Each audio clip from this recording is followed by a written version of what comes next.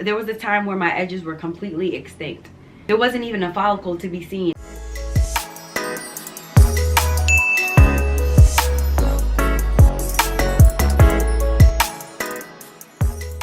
Hey guys, welcome back to another video. It's your girl Michelle. If you clicked on this video, why not subscribe? I promise you it's a vibe. If you rock with me, I rock with you, which means we locked in for life, and that's on period. Y'all already know what we're talking about by the title of the video. I'm gonna share with you some tips and tricks on how to restore and regrow your edges, the do's and the don'ts, so that this does not keep reoccurring. As for myself, I have always struggled with thinning edges. My hair is a little weird. It's really thick in the middle, but around my edges, it's very, very fine. I pretty much have two different textures. Before I really understood my hair, I didn't really understand how important it was when it came to styling my hair. So I was very careless when I did. I would pull my hair really tight. I would use harsh tools. I would put chemicals in my hair, not realizing that all of those things that I was doing was creating chaos within my hair. It took for me to lose my edges for me to kind of get a wake-up call. And by me doing my research and trying out different remedies and strategies, I was able to repair my edges. So I want to be able to help you today. You're obviously here because you need some type of help and you really don't know what to do. No need to worry.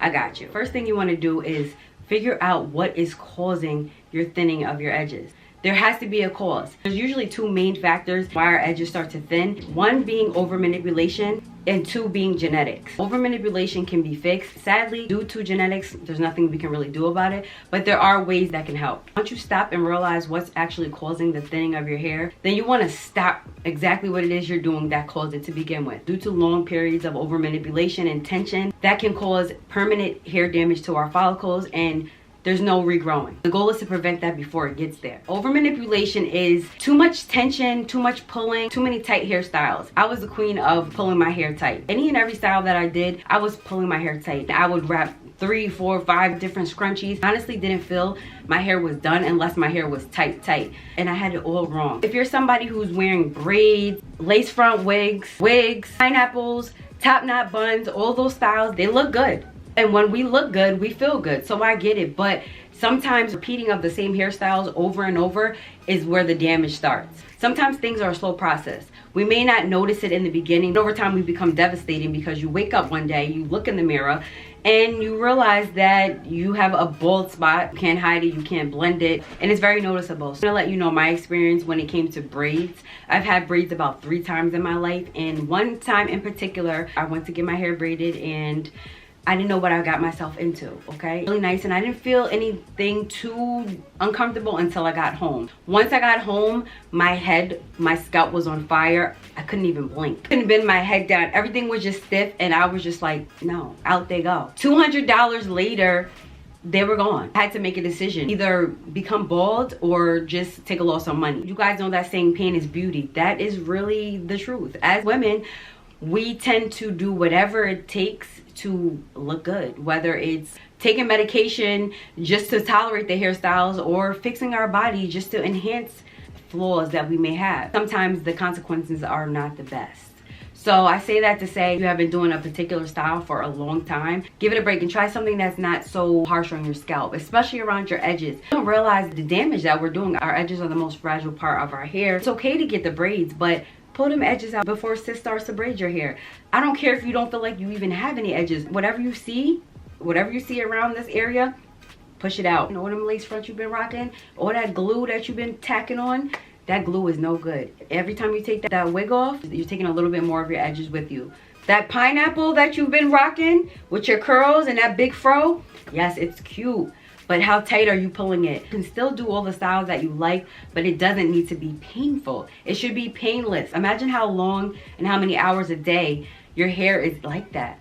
Your hair doesn't have time to breathe. It doesn't have time to anything. It's just being pulled and stressed. And with stress comes breakage. The next thing you may want to stop doing is your hair scarves, headbands, and for the fellas, do-rags. That's just a given right there. We like to throw our scarves on. We like to put our headbands on for style. Ask yourself how tight you put your scarf on when you put it on. You know, when I put my scarf on, especially when I'm having a bad hair day, I'm tying it down. I'm tying it, I'm double knotting it, I'm tying it at the top, and I'm leaving it like that until I feel like I want to do my hair again.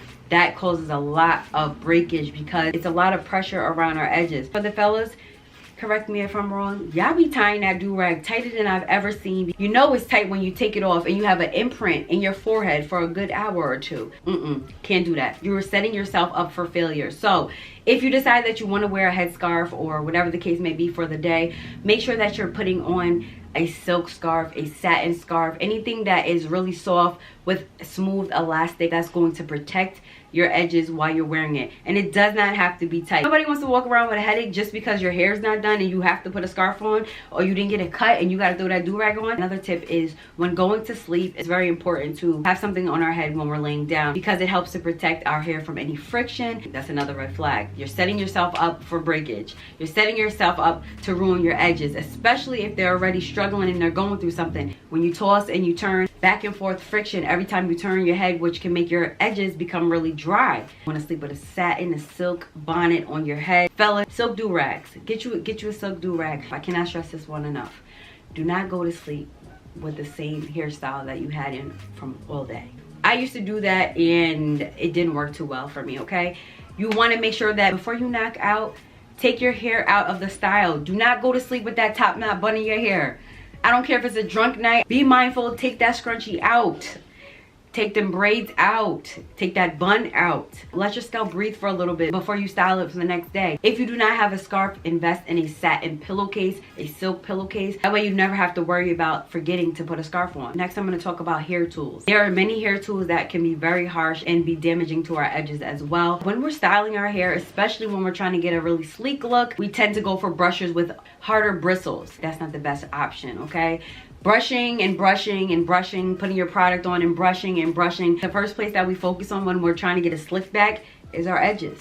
So just imagine how much manipulation you're putting on your hair, on your edges, especially if they're already struggling. Even if you have a nice set of edges, you want to make sure that they don't start to thin out. Invest in a brush that doesn't have such coarse bristles. You still gonna get the job done, but it doesn't have to be so hard where your scalp is red and it hurts. Some brushes, them cheap brushes, they hurt. The bristles really hurt. For me, I try to use as less tools as possible. When I do want to style like this, I have a brush with softer bristles. Now onto products. There are so many different products out here on the shelves that it's hard to say which product is really causing the breakage or what product is really aiding and helping your hair to grow. But I know this for sure. Be careful when using edge control. No shade to edge control whatsoever because I love edge control, but I have minimized my usage with it because of the damage that it can do to your edges. It contains alcohol, hence why it dries very fast and it gives you that hold so your edges don't move all day. Alcohol is drying. Alcohol is not moisturizing. Alcohol is not giving you any type of precipitation or hydration to your edges, which is then going to make your edges dry. And when they're dry, they are prone to break just like a branch. We don't need those type of problems. Be careful when using any type of products that contain alcohol. It's a no-no. Put it back on the shelf. It's not for you. It's not going to benefit you. It's going to hurt you. There are many other alternatives that you can use that will still slip. The disrespect. I'll wait. There are many other products that are hydrating and moisturizing that will still give you that sleek look but won't affect or interrupt what you got going on up here. Anytime you're shopping for products, make sure that the first ingredient is water. You want products that are water based because you know that it's going to be hydrating, it's going to be moisturizing. Now I'm going to spill some tea. I'm going to tell you the things that I did that helped me to restore my edges. Like I stated earlier, go for less tension styles. Less tension styles that are not going to be strenuous, painful, applying a lot of pressure to your hair. For an example, this style that I'm wearing right now is a low bun. To you, it may look like it's hella tight, but in all actuality, it's not. If you want to style your hair, you want to make sure that you're using the right accessories, the right hair ties. Stay away from those scrunchies that have material on them. The fuzzy ones, those are the ones that are going to pull your hair out. I guarantee you, if you use those scrunchies and you wrap your hair around, by the end of the day or whenever you take your hair out, there's going to be some hair on those scrunchies. Maybe a few balls, maybe more than a few strands. It pulls your hair, it snags your hair. The fabric is causing friction with your hair wrapped around it, and it's going to pull it out as you take your scrunchie out. When doing low tension styles, make sure that your hair accessories match your low tension styles. Here are some low tension hairstyles that you can try. Braid outs, twist outs, rock your fro. Give your hair a break, wear it down. If you're going to put your hair in a high pineapple, use pantyhose. and you can just tie it and you can adjust it to your liking. You don't need 5 or 6 or 7 scrunchies to get that pineapple to look full. Even if you like to do the wigs, try not to clip all the combs on, because when you put those combs on and you push your hair back, it's pushing your hairline back with it. So you might want to try a different route with the wigs. Maybe try clip-ins. Clip-ins are way easier. You can clip it in, you can clip it out. The sew-ins cause a lot of breakage. The sew-ins is pulling, you have to cut it out. It's just too much. We want to protect all of this and all that we have left. Stay away from those tight styles. Give your hair a break. Stay away from the heat. Stay away from the curling irons, the flat irons. Stay away from the dyes, all of that stuff, especially when you're trying to get your edges together. Scalp massages are vital in this situation. I cannot stress it enough. With Jamaican black castor oil. Jamaican black castor oil is my best friend, the GOAT.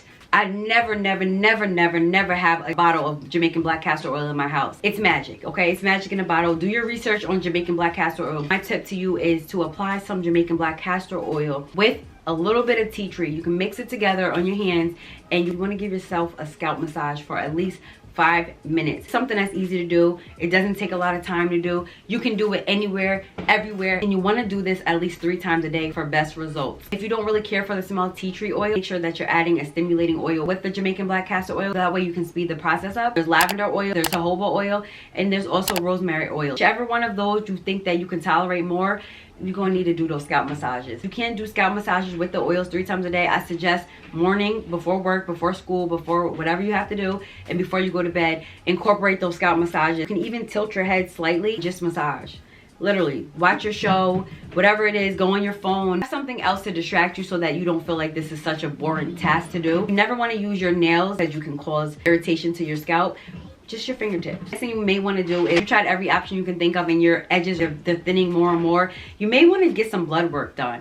Sometimes we are deficient in vitamins and we don't even know it. I just recently found out that I was deficient in vitamin D. And lucky me, vitamin D's role is to stimulate new and old hair follicles. I had no idea. And so there's certain things that we may be lacking in our body. Vitamins A, vitamin B, vitamin C, vitamin K, whatever the case may be. Ask for some blood work just to see if everything is supposed to be. It could be something just as simple as lacking a vitamin, and boom, your problem is solved. We never know what's going on with our bodies. Sometimes it's not something that we're doing. Something can be brewing inside of us internally. Piggybacking off of that is, make sure that you're taking a vitamin, a daily supplement. In this world that we're living in right now, our immune systems needs to be A1. Vitamins are not only good for us internally, but they can affect how we look on the outside. Women's a day, men's a day. There's so many different vitamins, but look for vitamins that have biotin in it, collagen, folic acid, things that aid in hair growth. Add that into your routine. Take it in the morning after breakfast. That can definitely help with the process as well. The next thing you want to do is you want to have a healthy mind. Healthy mindset is what we are aiming for all the time. That's just not what it's always going to be. Life is hard.